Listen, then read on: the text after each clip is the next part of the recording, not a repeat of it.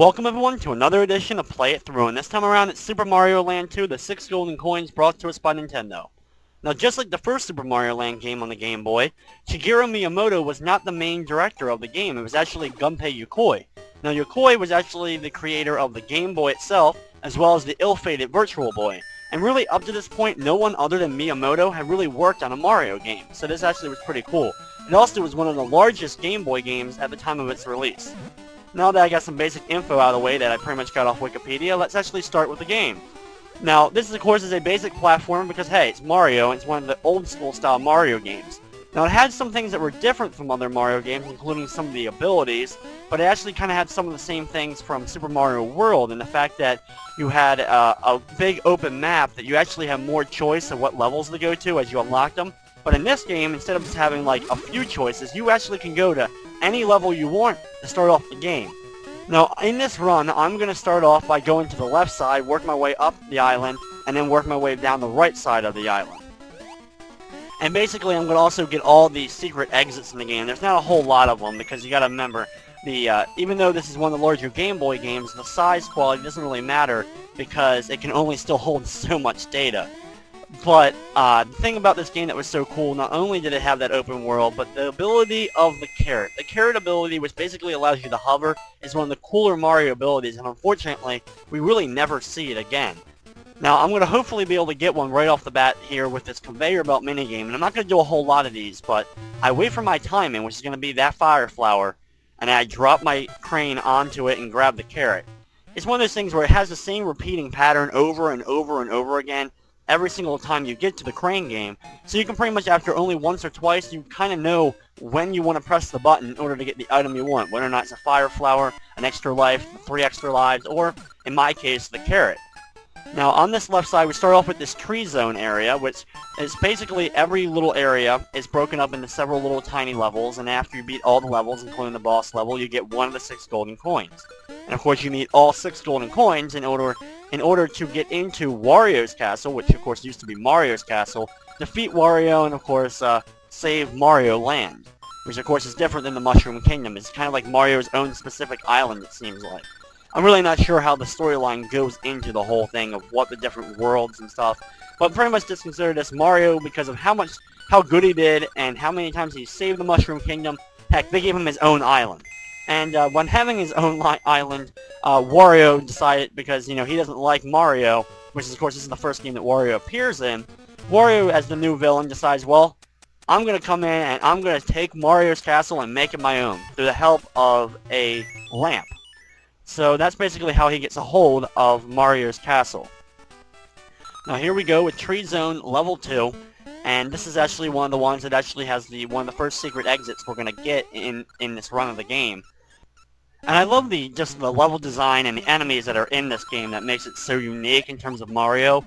I didn't know, of course, as a kid that it was actually designed by somebody different, but I love the cowfish, and I love the way that the slime actually works and how you actually can, you get stuck in it, and you kind of got to maneuver your way through it very slowly, and the jumping's all a little off, so it actually adds a different element. You have not only ground and water, you also have a weird slime that actually appears in a couple of the levels.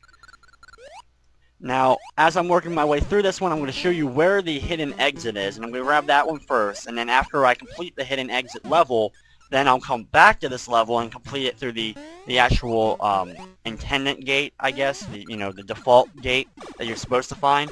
Now, jumping up here, this is where we have to go in order to find it, and right there, the little star over the door, I guess that's indicate that it's a different exit or a special exit.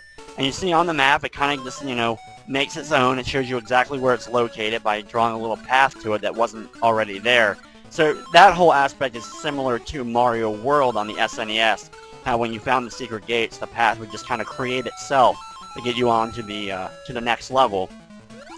And I think Super Mario World and this game in particular, Super Mario Land 2, are 2 of the best Mario games that were ever created, especially in the old era, SNES, NES, and Game Boy. Just because of the massive amount of platforming, the different elements and the enemies and all that, the abilities that you could get throughout them, which changed up the gameplay and stuff, but didn't take it to a ridiculous level, and you didn't, even though you would have the different abilities, you didn't have to memorize any kind of button presses or anything to be able to pull off any of the special moves. So I think those things is what makes this game so great. I mean, I pretty much love every single Mario game that's ever come out. I think a lot of people, if you're a Mario fan, you probably like every single one of them, except with a few exemptions. Maybe like Mario Clash on the Virtual Boy, or you know, Mario Hotel on the Philips CDI, which doesn't even count as a Mario game really. But if it had Mario in there, it's usually expected you're going to probably like the game, because Nintendo does such a good job and takes very, very careful care of the Mario character and the characters in general of the Mario series to make sure that their games are actually, well, worth a damn, and that you're not wasting your money by picking them up. As I work my way through this level again, working my way up the slime and such, I'm not going to take the upper exit there. I'm just going to drop down here and work my way over to the right here, and this takes me to the exit. So pretty much, I had to complete the level, and I got the bell there again because I wanted to show you the mini game once again with the conveyor belt of pretty much how to get 3 lives. You see, it was, you know, I timed my position up of when I know when the item before it is going to come. In that case, I was waiting for that carrot and then drop it down to get the 3 extra lives. You can actually pretty much wait for it to just bounce off the wall once, and as it's coming back, you can press A, and it'll drop, and you'll get the 3 extra lives. You know, you can actually just time it that way, or, you know, kind of like a slot machine, wait for the item to come that's before it, and then press the button when you actually see that item. It's not really difficult. I think I'm kind of over-explaining it just for the sake of the video and all, since this is actually one of the longer games in general that I've actually been able to do. It's going to take at least an hour or so to get all the exits and all, but that's because, you know, you play it a couple of times and you know where all the exits are, so you know where and when to do certain things. But if you play this game for the first time, I'm sure it would take you a couple hours. It used to take me a couple hours as a kid. I used to run out almost my entire battery life from my charger trying to actually complete all the exits in this game. As well as Mario Land 3, or Wario Land 1, or however you want to disassociate yourself, or disassociate the 2 Mario games. That is Super Mario Land 3, also known as Wario Land, as I just grab an extra bonus 3 extra lives. And now we're going to actually, officially, we could go right to the boss battle here and go up to the final level. But I'm going to drop down and go to this level, which is kind of like this honeycomb B level. And going down here just to complete all the exits. Officially, in a lot of levels, similar to this one, you don't have to beat every level to get to the boss. But for the sake of this video and completion, I'll be accomplishing just that. I love the bees. That one in particular, like the skull bee, it's kind of like a dry bones if it was a bee, like dry bee, I guess. Because when you step on its head, it's like a skull, and then it comes right back and starts following you again. So it's one of the cooler enemies. I guess you're kind of shrunk. I don't know if the bees are necessarily that big, or for some reason in this level you get shrunk.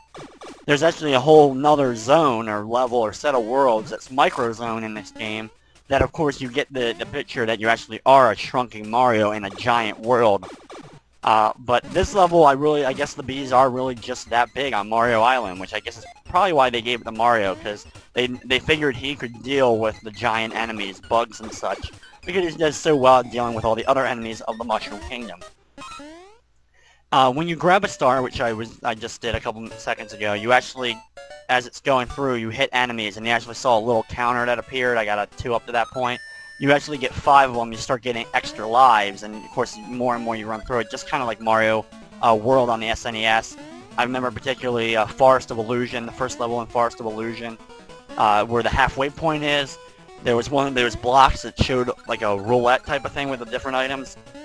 And I remember as a kid, I would always grab the star then, and just run through all the level, and get a ton of extra lives, end up falling down a hole, kill myself intentionally, get right back to the halfway point, and just keep repeating the process until I have maxed out lives in Mario Land. There's actually one level in this game that actually is kind of similar to that, but it doesn't give me nearly as many lives as I could get through Super Mario Land, so... But I shouldn't have any problem in completing this game with the amount of lives I have, or with dying in general as we reach the first boss. I'm really not sure of the boss's names. It's a basic bird-type boss, and he flies down. As he comes down, I'm going to jump on his head, and because of the hovering ability of the ears, I can just float above, wait till he stops blinking, drop on him again. 3 easy hits, kind of, like the theme of Mario games. 3 hits kills most bosses. And a coin pops out of an egg, and now will place itself in the proper place in the store. Somehow that coin knows exactly what place it belongs